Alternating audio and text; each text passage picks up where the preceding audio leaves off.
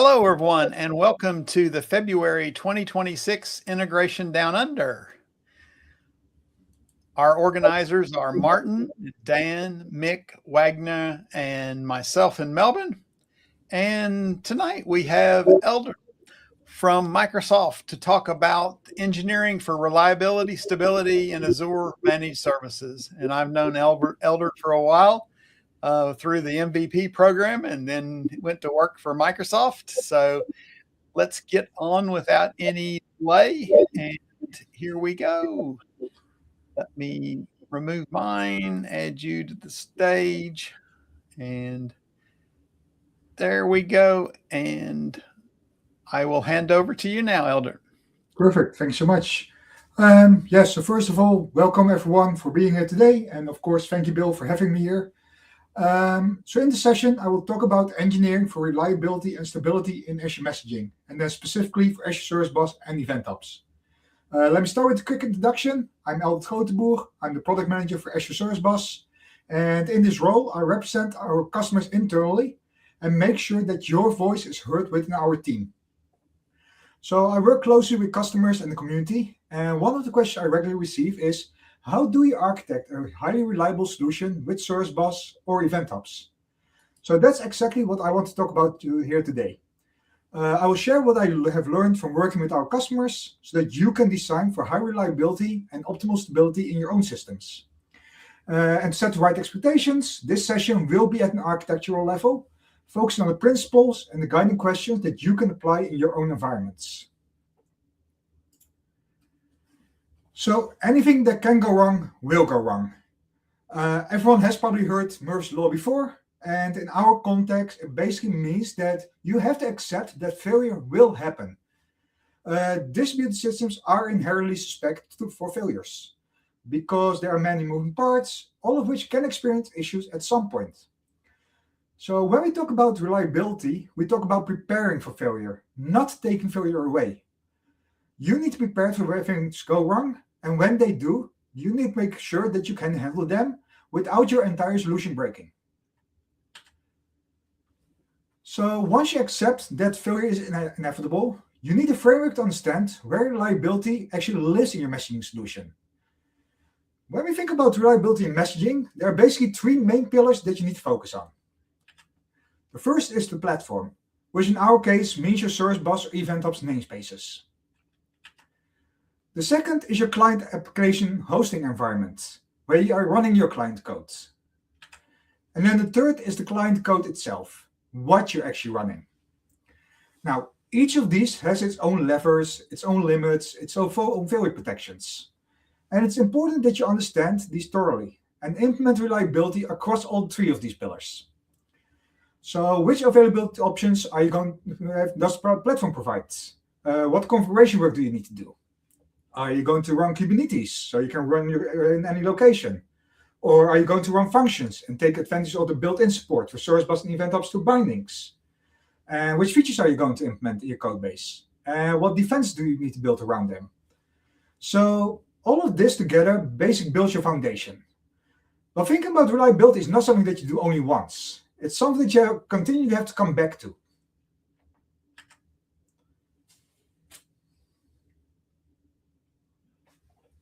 So that brings us to the life cycle of our solution, because reliability shows up at every stage. It starts with architecture, where you define the bounds and restrictions that your solution will operate in. So which service are you going to use? When will each service be used? What SKUs are they going to run on? How do you handle scaling? What parts of the platform can you leverage? And what do you need to build yourself? Then in the design phase, you will start filling in more details. Which message parameters are you implementing? And which features do you use, such as out-forwarding, sessions, or capture? Each of which themselves brings its own reliability requirements and impact. And which failures can you actually expect? And how do you make sure that you can actually recover those? Then you start moving into implementation, where you ensure that you actually have the proper error classification and retry logic. You implement back pressure and concurrency controls. And you ensure that you take advantage of the scalability of your messaging services without overloading them. You also think about idempotency and workflow compensation, so that the work is done exactly once. And of course, you have to implement proper logging, so that you can actually troubleshoot effectively when those issues do occur. And that brings us to our operations. This is where you will set up your monitoring to understand how your system is behaving. With Azure Service Bus and Event Hubs, you actually get Azure Monitor integration out of the box, providing you with a variety of metrics to understand the health and workings of your namespace. Make sure you understand these metrics, as they give you early insights into the issues that might come up. For example, if your dead letter queue starts building up, or your queue depth increases, this could indicate an issue with your consumers. Or if your replication lag goes up, it might indicate an issue with your Geo-Replication that you should investigate. And more on that later. Alerts are also essential here. You want to be alerted when something out of the ordinary happens, and not find out by chance, and certainly not find out after a failure already has occurred. And speaking of not leaving things to chance, you have to make sure that you run regular drills. This allows you to practice what you will do when an actual failure happens, because you have already gone through the procedures beforehand, and you do not have to figure everything out in the moment. With that foundation in place, let us take a step back and look at the Azure Messaging services themselves, because choosing the right service is one of the first reliability decisions that you're going to make. So most people that are watching this probably have already some familiarity with Azure Messaging services, but let us have a quick look at them before we continue. And here we are going to focus on Service Bus and Event Hubs specifically, and how choosing the right services is one of the earliest and most important decisions that you will make, because actually each service is designed for very different scenarios.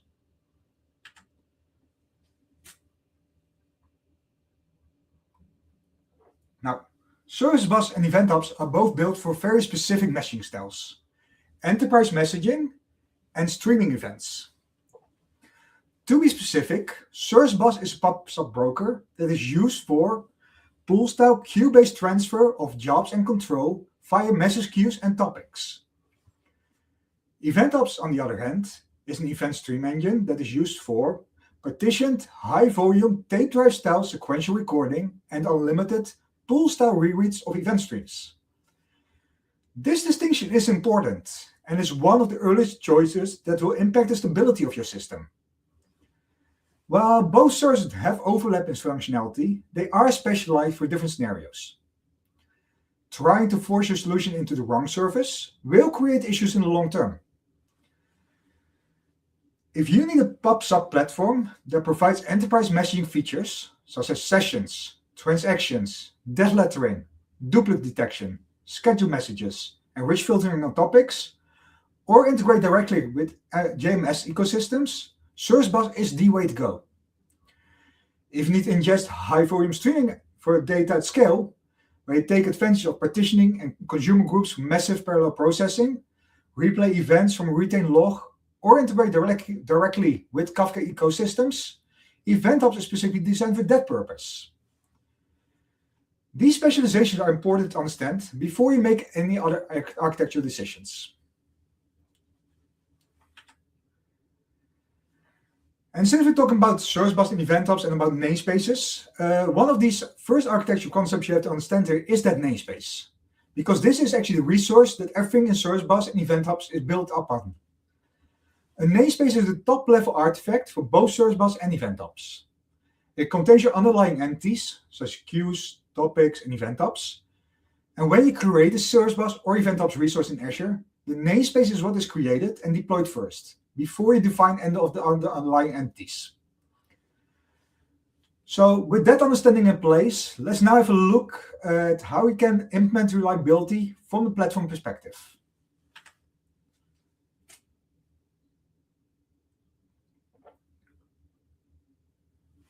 And so as we discussed earlier, like in our earlier slides, we had those three main pillars.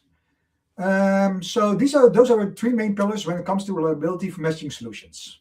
And we are going to first look at the broker platform, which means the Azure Service Bus and Event Hub services, the namespaces, because this is where your most fundamental reliability and availability decisions begin. The foundation is actually defined by a few core choices that you make up front, and these choices will shape the reliability posture of your entire solution.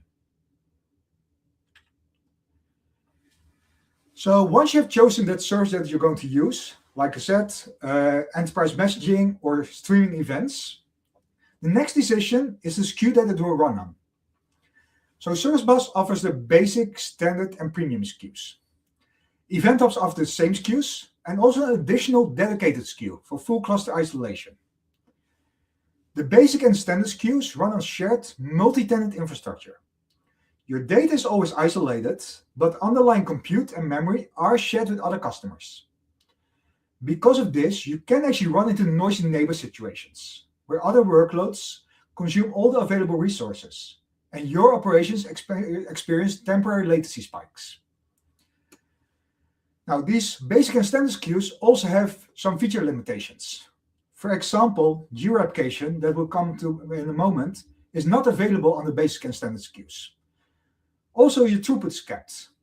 So, for example, on Service Bus, the basic and standard SKUs have a hard limit of 1,000 messages per second for ingress and egress combined.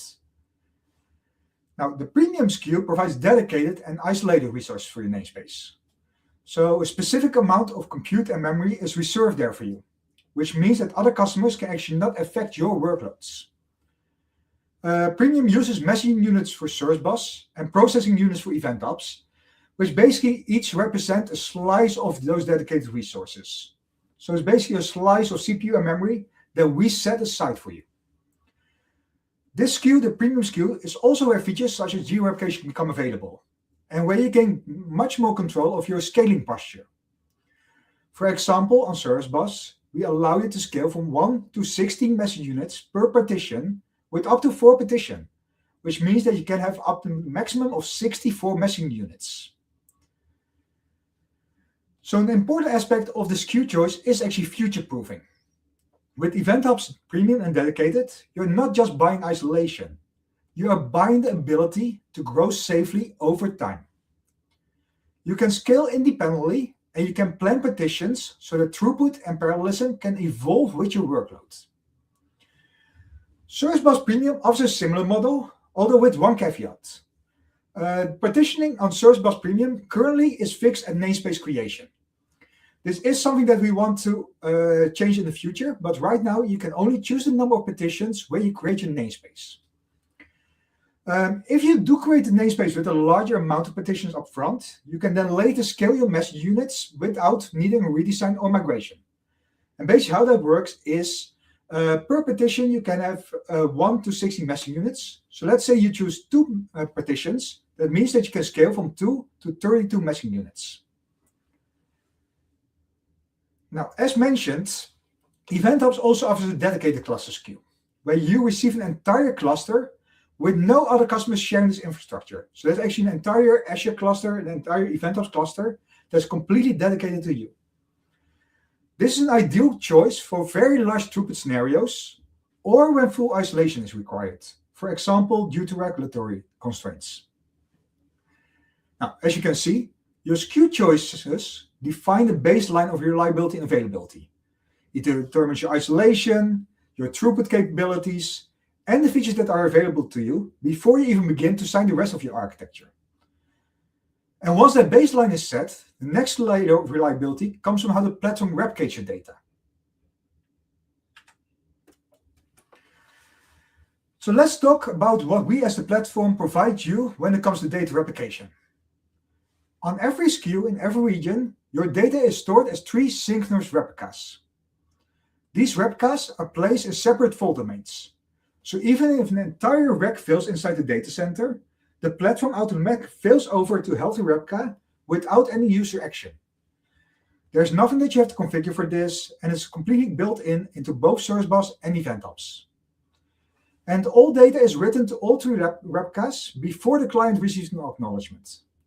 So by the time the operation completes on the client side, the data is fully persisted across all 3 fault domains. This gives you rack-level resilience, and it forms the foundation for the higher availability options that we provide on top of this.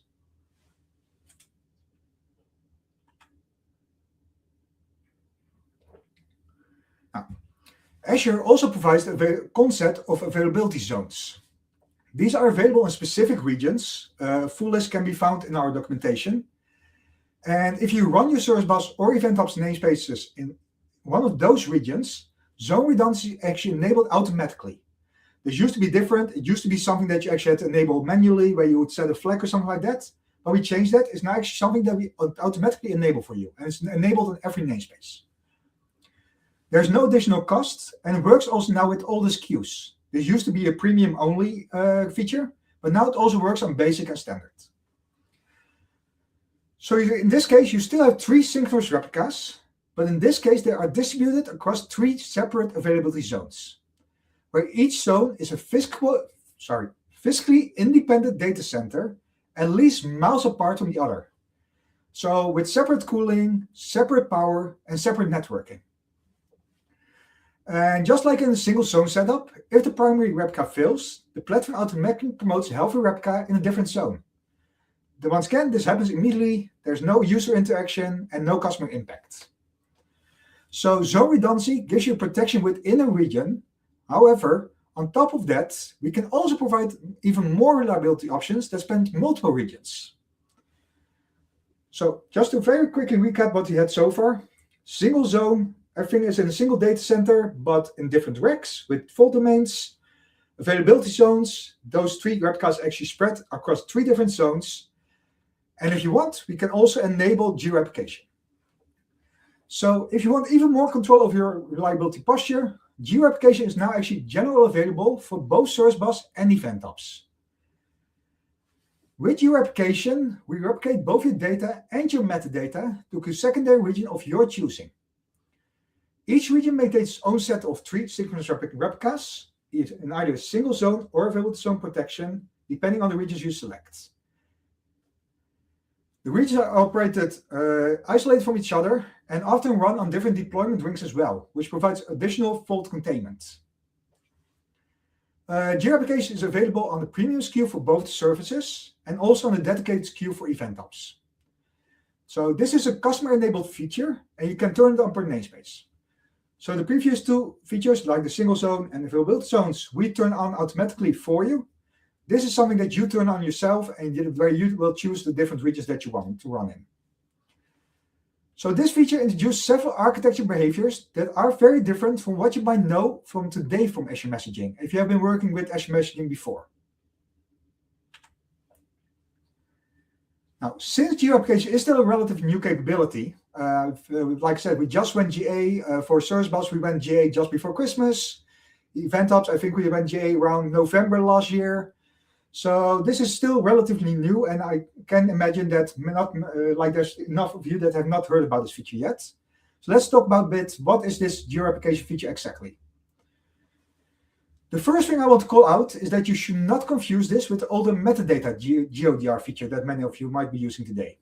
So for those that have been using Service Bus already, you might know about this metadata GeoDR feature. That older feature only replicates a subset of the metadata. So it basically only replicates your queues, your topics, your event hubs. It replicates some of the configuration, but also not everything.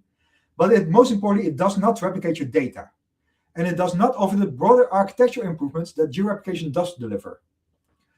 Now with Geo-Replication, so the new Geo-Replication feature, you are receiving full data replication, full metadata replication, and a significantly more robust reliability posture. If you are still using the older metadata GeoDR capability, I strongly do recommend that you pay close attention to this section, because you should start planning your migration to this new Geo-Replication feature. There are several architecture behaviors that are important to understand before you use it, which I will go to now. So first, let's walk through the core concept of how Geo-Replication works. So there's a single namespace with replicas running both a primary and a secondary region. This is already very different than the old GeoDR metadata replication, where you actually had 2 different namespaces that you had to link together, and where you actually had to manage them both, etc. Here you just have a single namespace. So you create a single namespace and you just specify this is my primary region, this is my secondary region. The secondary region operates as a hot standby, so you cannot access it, but it does have identical configuration and resource layout as the primary region, so that when you do failover, you can complete as quickly as possible. Which literally means we are just running the exact same namespace as you're running in your primary, you're also running in your secondary.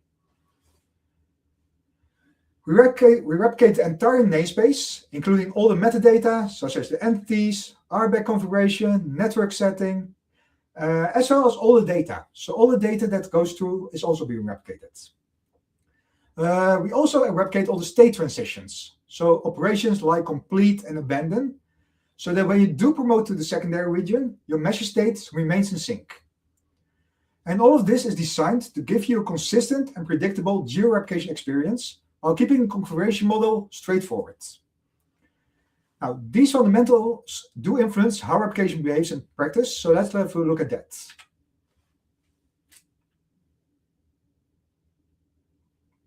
So within Geo-Replication, there are two different replication modes, synchronous and asynchronous.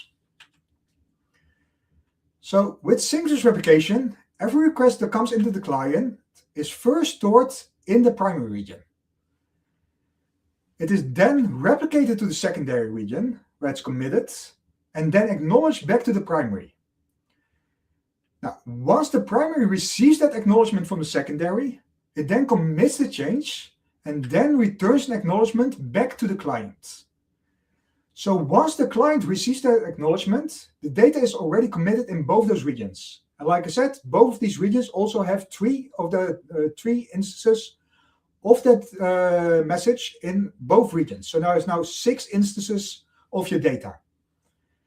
And of course, this all applies to the data itself, as well as those state transitions as complete and abandoned. For synchronous replication, this does also mean that your application publishes at the end-to-end rate required to publish, replicate, acknowledge, commit across both regions, and that rate also depends on the availability of both regions. So if one of the regions is not available, your client cannot continue to send in anymore. Now, like I said, there's many upsides of this, of course, like RPO 0, like you don't never lose data, even if an entire region goes down. Downsides, of course, like reduced latency, and of course, if one of the regions goes down, the other region is also not available until you do something or that region comes back up again. Now, if you can actually handle some data loss, and we'll talk about the data loss in just a second, we also have the asynchronous replication.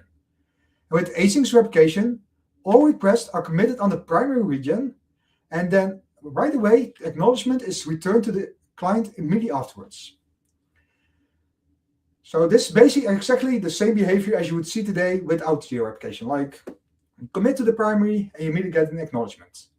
And then replication happens to the secondary region asynchronously. Now, you can configure the maximum acceptable replication lag for your asynchronous replication. And this is the offset between the latest action on the primary region and the latest commit on the secondary region, or the RPO, the recovery point objective.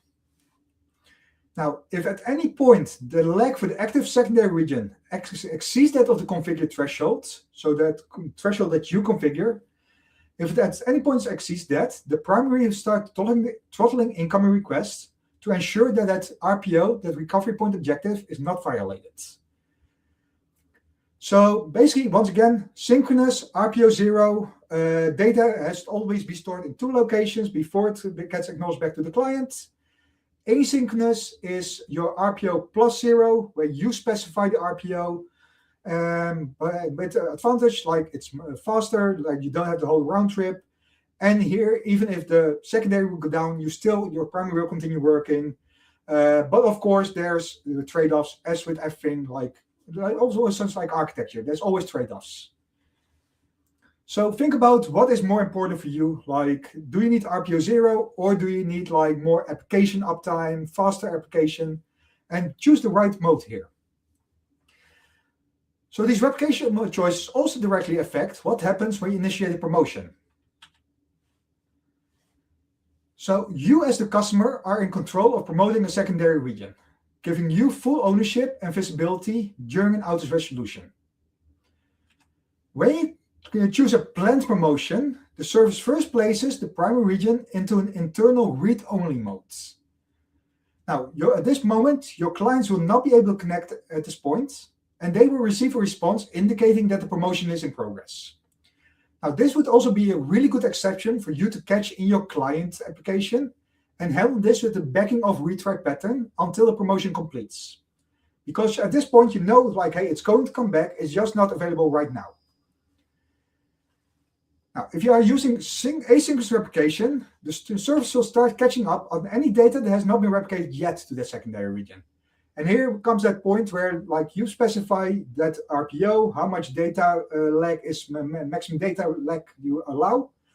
So let's say you specified I allow 30 minutes of maximum data replication lag. So your RPO is 30 minutes.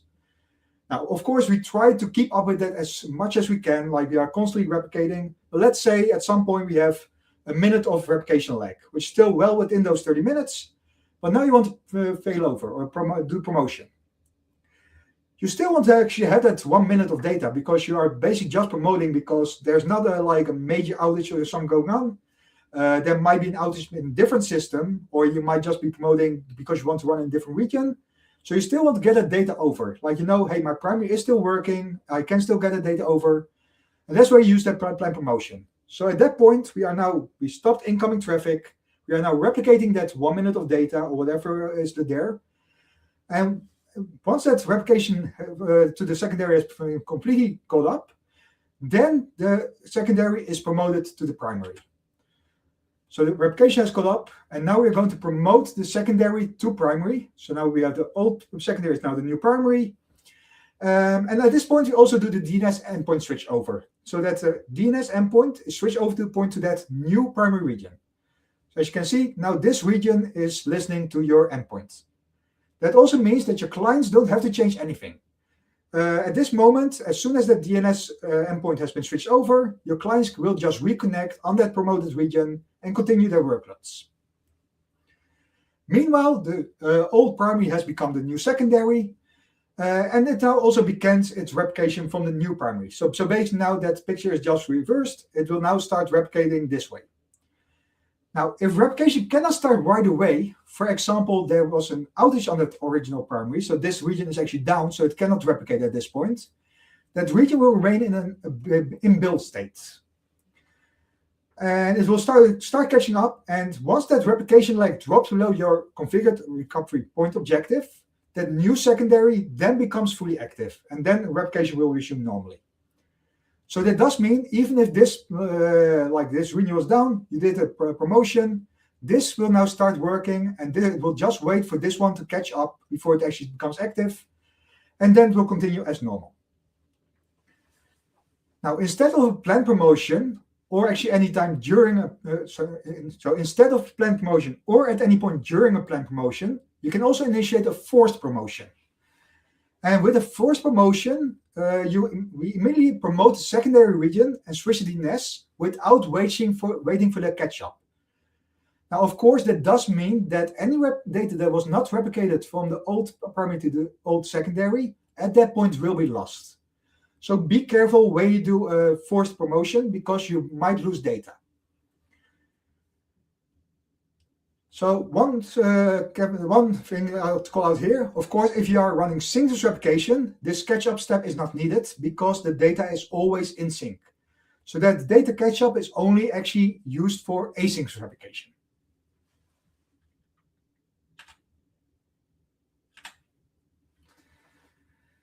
Now, at this point, it should be clear that adding geo-redundancy to service bus or event hubs does not mean that your entire solution is geo-redundant.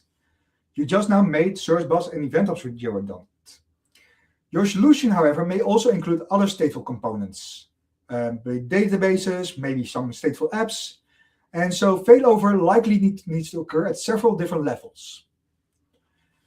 Moreover, building a geo-redundant solution in Azure also requires you to bring in some Azure networking fundamentals. Some of these are straightforward. For example, if you want communication between your virtual networks, you need to ensure that you do not use overlapping IP address ranges. You also need to have some understanding about virtual network peering, so that application in one virtual network can reach the resource in the other virtual network during failover. Because, of course, your primary might be in one virtual network, your primary will be in one virtual network, your secondary will be in another virtual network, so make sure you have set that up. And finally, you also will need to understand how DNS operates when you combine this with networking level isolation. Now, this becomes critical when your clients need to resolve the correct endpoint during regional failover. So, of course, network design, once again, is only also one part of the application redundancy. Your hosting model also plays an equally important role. And so this is actually that second pillar that we were just talking about in the earlier slides. So now we are moving into how the application hosting model also influences reliability, independent of the capabilities of the messaging platform, actually. Because even the most reliable messaging platform cannot compensate for an unreliable client architecture. Where your application runs directly determines how it behaves during zonal disruptions, regional failovers, and DNS reorientational events. This also direct ties in what you own versus what the platform provides.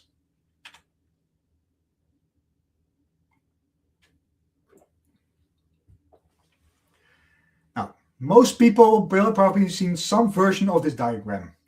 But from a reliability standpoint, it is important to understand which responsibilities fall on you and which responsibilities are handled by the hosting provider. And this is critical because platform capabilities may vary. And you cannot just assume that the higher level services, so the further to the right you go, that automatically that gives you better reliability. So for example, Azure Functions, which is a fast service, so here that second column from the right, so it's a fast service, but it does not provide Geo-Replication out of the box. So if you are using functions, you do have to build something on top of that yourself. On the other hand, you could go for something like containers as a service, CAS, with something like Kubernetes, which you can also configure to be highly available. But doing that on something like Kubernetes also requires to have deep expertise because it's far from straightforward. So, like, depending on which pillar you're in, you might have different options, but you also still need to make sure that you know what is actually provided for you. And then, of course, also know how can I build this myself. Now, if your application allows for it, you could host them, for example, Azure App Service, although that might also induce its own constraints. We do sometimes see customers running the client application in AKS, so they can then move their workloads to another cloud in case of an outage. However, that does not help much when the rest of your solutions, such as your databases or your message brokers, are still in Azure and you did not set up redundancy for them. So your hosting choices matter. However, there's no single correct answer here. The right approach depends entirely on your requirements and the characteristics of your client applications. And of course, this becomes even more complex if your clients do not live entirely in the cloud. If they run on premises, at the edge, or even in environments with intermittent connectivity, that induce even an additional set of reliability concerns.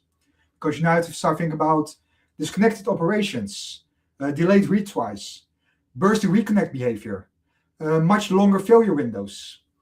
And all of this also refactors into your reliability design.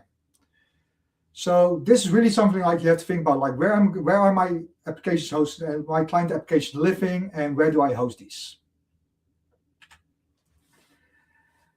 And these specifics for your application must be kept in your architecture, because this is where you define the guardrails and guidelines which in your entire solution, including your client applications, must operate. So reliability and stability need to be core tenets of that architecture. That means your requirements must be explicit and measurable. How much downtime can your solution tolerate? And what is your recovery time objective?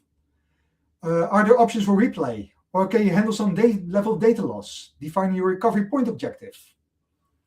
Can your backend systems handle duplicate processing? And which workloads are actually critical to the business continuity? And once all these requirements are clear, you then need to ensure that the components that you select in your architecture support that. And the alignment between those requirements and component capabilities is what ultimately determines the reliability of your solution.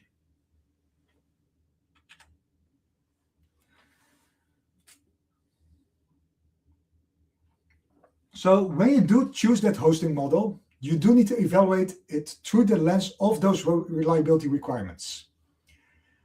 How reliable has that hosting model been before? How many levers does it provide to ensure the stability? what high availability options are available, both built-in and those you can add yourself. Are there proven technologies or proven patterns that can further improve reliability? And if something does go wrong, how long will it actually take for that environment to come back online? All of these factors must be considered carefully because your hosting model has a direct impact on how resilient your application is going to be.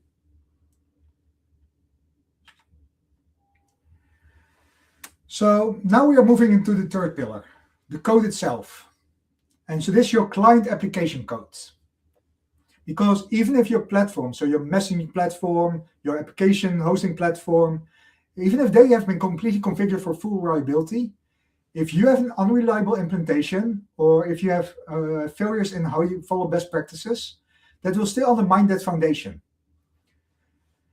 When you work with Azure Messaging services, there's actually several features and levers that you can use directly from your code to improve the resilience though.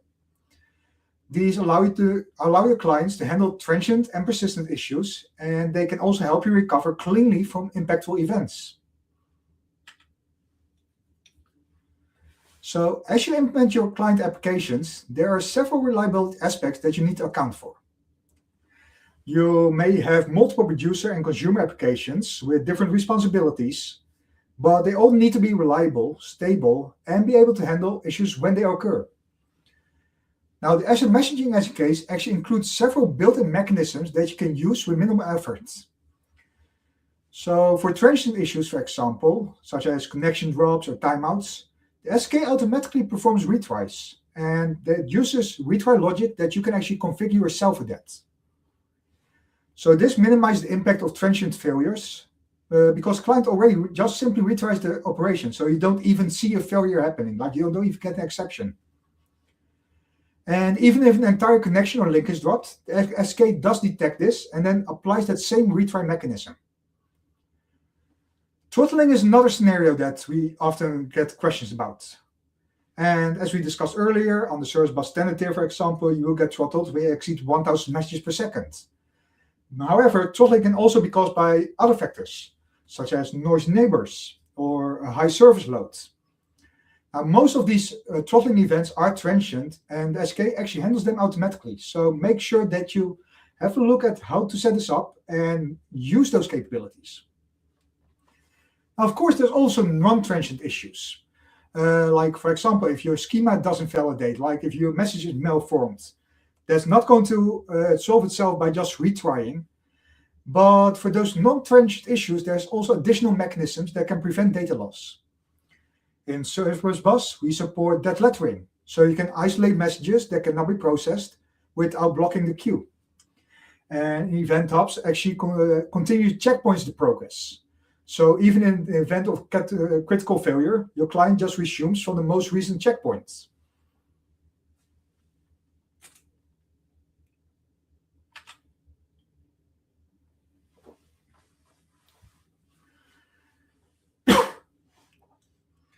Now, let us look at what you must implement yourself within your client codes. So you do need to understand what actual exceptions can occur and how you need to handle them. Some operations will succeed if you just retry them, while others require manual intervention. Like I just said, for example, that schema validation is something that will most probably need a manual intervention. The message is not just going to change itself, so you will probably actually need someone that's going to have a look at the message, maybe update the message, maybe even go talk to the people that are operating the source system and make some changes there. So when manual intervention is needed, you should move messages to, for example, a dead letter queue. And then also have a process that can act on those messages. And I really want to highlight this one because we do sometimes get customers that come to us like, hey, we have 1 million messages now in that letter queue. How can we clean these? If you have 1 million messages in that letter queue, you probably did not have the right processes in place because there's 1 million messages that you did not process. Those 1 million messages were probably important at some point. So do make sure if you dead letter messages or if you set them aside in a different way that you do process them and can actually also process the message at some point. You also need to distinguish between functional issues, such as malformed messages, and technical issues, such as a backend dependency that's being unavailable. These also require different resolutions, and they must be routed to the right teams or systems. Like I said, a malformed message might need someone to repair the message or to go talk to someone that is sending those messages. A backend dependency might need to talk to the operations team or talk to the database team or whatever. Now, once again, here you also have different resolutions, so they need to be routed to the right teams or systems. So you can forward those messages, for example, from your lettered messages to a different topic. So this is service bus specific, for example, but you could move them into the letter queue and then use auto forwarding to actually route them to a topic. And then on the topic have different subscriptions, and then have different subscriptions, different issue types. And then behind those subscriptions have different places where they then go. For example, you might have a logic app that picks up messages that need to go to the operations team. You might have a function that sends messages into the mailbox of someone that needs to look into malformed messages. All different kinds of patterns here, all different kinds of ways you can handle this. But most importantly, do think about that. What happens if something goes wrong? Would we need to take a look at this? It's also important to distinguish between transient issues and actual failures. A single server error might be acceptable to retry. Might just be connection broke for some reason. However, repeated server errors might indicate a deeper problem that needs investigation.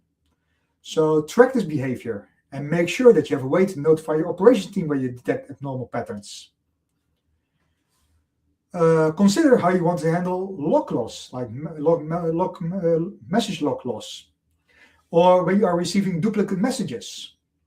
So, for example, one that I especially on Service Bus side hear quite often, because of course Service Bus is really more about single-time processing, is if your connection resets and you lose the message log, you might already have processed this message, but now you can no longer complete it because your message log is lost. However, you can also not assume that no other consumer has processed it. Like another consumer might just have picked up the message and started processing it. So your application should be idempotent, either by design from the application itself, or maybe to some other logic that prevents duplicate work. Like maybe you have it in your client, maybe you have some in between layer. But so make sure that you have that idempotency as well. More on that in just a moment. You need to think about batching as well. If one message in a batch fails, does that mean the entire batch should fail? Or are these just independent messages that simply were sent together? Downstream processing is another consideration. If your backend is throttling, you probably want to apply some back pressure because you don't want to overwhelm your backend system. And finally, you need to make sure that your operational signals leave your process. If everything is just logged into your console, your operations team doesn't have any visibility. So you need to emit the right metrics, the right logs, the right traces to systems such as log analytics and application insights, so that your teams actually can understand what's happening both during normal execution, but especially during failures. Now, luckily, you do not need to reinvent the wheel. There's a lot of meshing patterns out there that can significantly increase the reliability of your solution. So I'm just going to name a couple here. There's many more, of course. We actually have quite a few of them in our architecture center, in our documentation on Learn. But idempotency is the first one, because duplicates should be considered normal in distributed systems. Whether they come from geographic failover, a lost message log in Service Bus, a checkpoint being reset in event hubs. So you basically, whenever you talk about distributed systems, be prepared for duplicates. And if duplicates do cause issues for your workloads, make sure you address those. If your downstream systems are not idempotent, you can implement idempotency directly in your client applications. For example, by storing a lightweight reference, such as the message ID. The other outbox pattern is another pattern that can help maintain consistency across partial failures. It actually allows you to track both the processing of your data and the data itself. And it gives you a way to detect when something was not fully processed. So this builds a more robust workflow, and especially in systems where multiple operations must succeed together. And the circuit breaker pattern is essential for preventing cascading failures. because when a system is experiencing major issues, the circuit breaker actually allows you to pause calls before they generate a large number of failures or retries or down system overload. And since you are using service bus and event hubs, they will just stay in those queues or those event hubs. And then your client can just come by later and pick them up. So this protects both your clients and the service they are dependent on. So these patterns are well established, and you do not reinvent your own resilient mechanisms. Applying these proven patterns consistently is actually what separates resilient systems from fragile ones. However, without testing, you're effectively blind to the issues you may have induced in your applications. Testing is how you verify the functionality behaves as intended, and that no regressions are created. For example, by using unit tests. You also need to validate all components work together as part of the full solution by performing integration tests, performance tests, stress testing, and making sure that you're not just using isolated component tests. And all of this, of course, must be automated so that your test can run every time that your code is built, it's checked in, it's deployed, or at any other quality case that you define. Testing is not optional. It's really the foundation of reliability. It ensures that your code behaves correctly, remains stable over time, and does not regress as your solution evolves.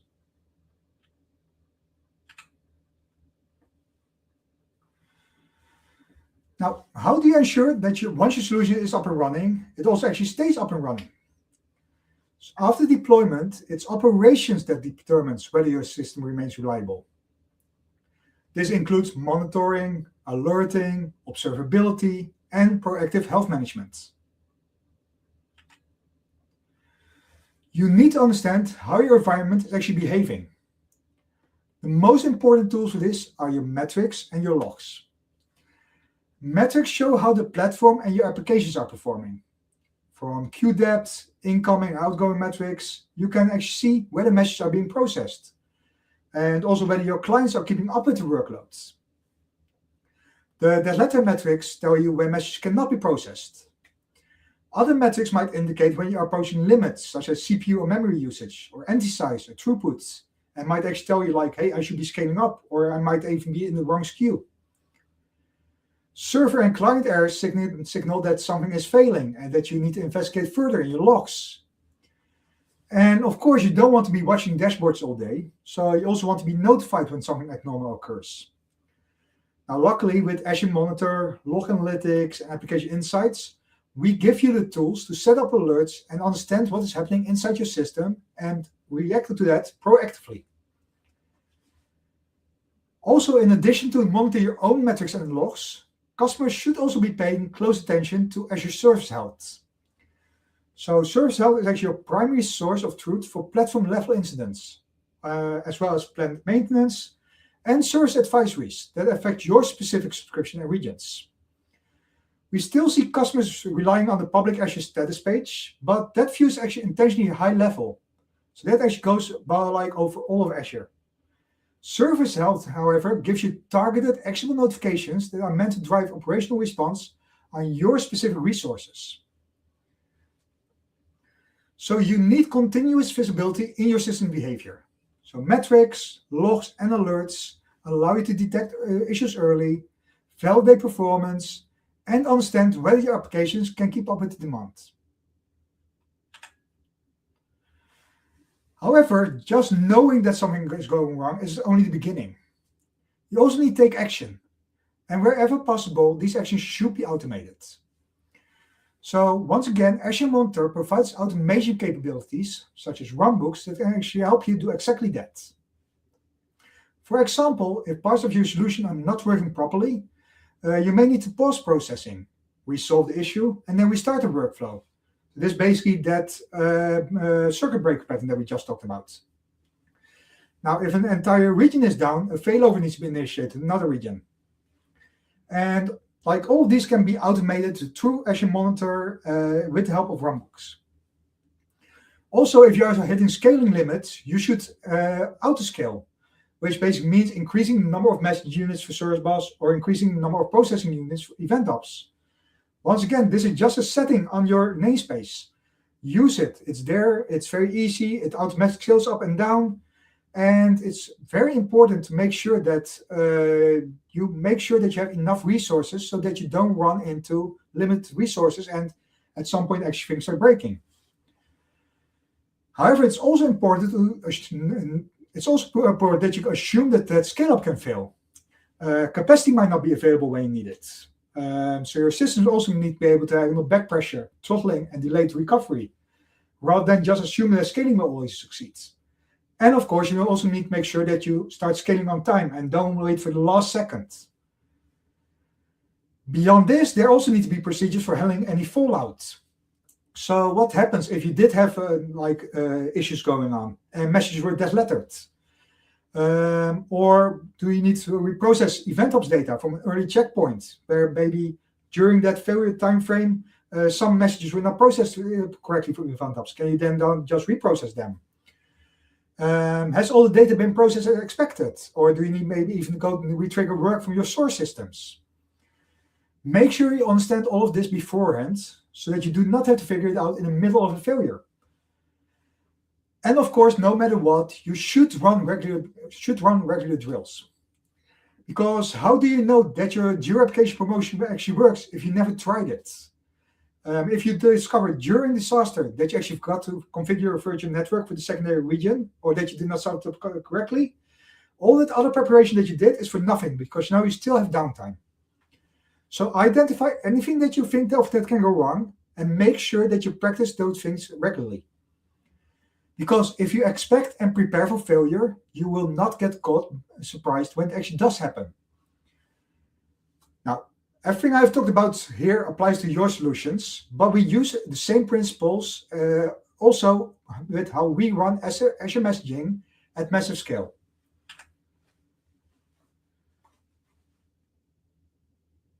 So how do we do at Azure Messaging? So how does Azure Messaging actually perform when it comes to reliability and stability? Let's have a look. Every day, we do just under 15 trillion messaging requests per day. That's a lot of messages, by the way. We handle petabytes of data movement, and we support tens of thousands of paying customers, including all of the top 500 Azure customers. And we do this every week while delivering a success rate of 5 nines across all the messaging operations.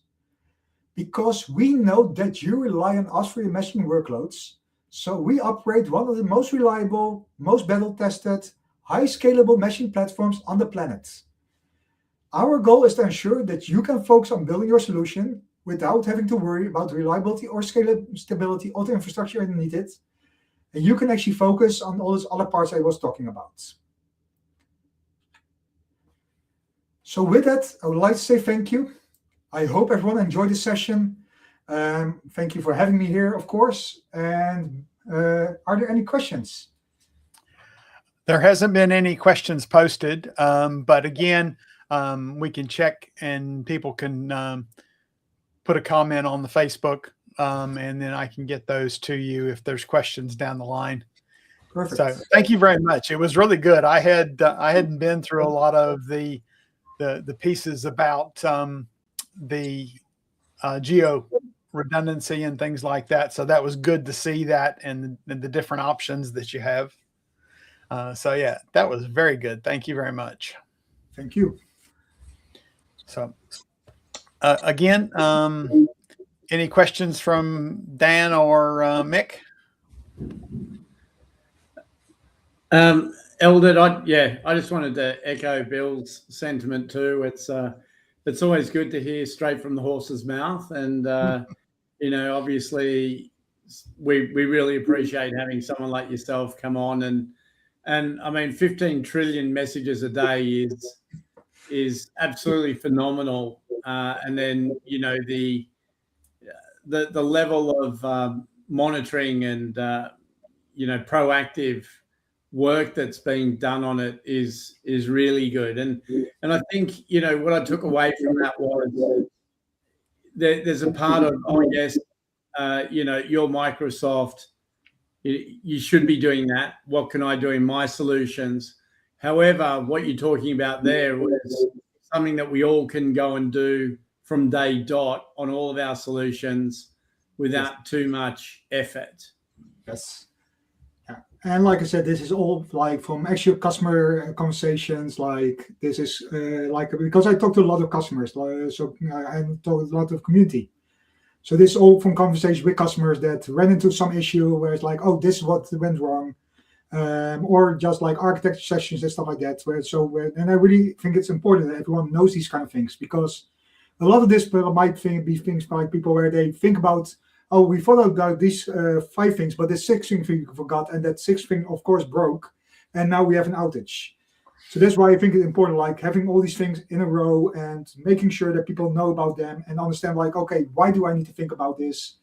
And making sure that people just realize, like, yes, I should be thinking about this, or making a conscious decision, like, hey, this is something that we can ignore because, like, this doesn't apply to us, or this is a risk that we know that we take, but we can handle this in a different way. So, but at least want people to think about it. So that's why I think also that first architecture phase and design phase is so important, where think about what you're doing and set those right boundaries, right limitations, etc. Yeah, I've run into people that they think about the redundancy and stuff after it's too late, once they've already built everything, and then they try to go back and retrofit that stuff in there, and it's a lot harder to do after the fact than it is before. Yes. And I also think too, Elder, that when we talk about messaging and service bus and so on and so forth, it can be primary, the primary sort of aspect to it, where we've explicitly integrated into our solutions, or it serves some greater purpose. But then you look at a lot of the day-to-day technologies that you may use, such as data gateways and things like that. And what underpins that is exactly messaging. So it builds on already something that's quite phenomenally stable. And behind your data gateways, there's relays and service bus and a whole bunch of things that run, that support the execution of that. So even though on the surface you might say, hey, I don't have any of that, I don't think, in my solution, you could do everywhere. Yep, indeed. Yeah, there's a lot of places where we run behind the scenes that you will never know about. Well, guys, I do have a hard finish time today, but thank you very much, and definitely enjoyed it. So anytime you want to present on any other topics, just please let us know, and we will get you scheduled in. So perfect. Thanks, everyone. And that's good. That'll be all for today. Awesome. Thank you, everyone, and enjoy your day. Yes. Thanks, crew.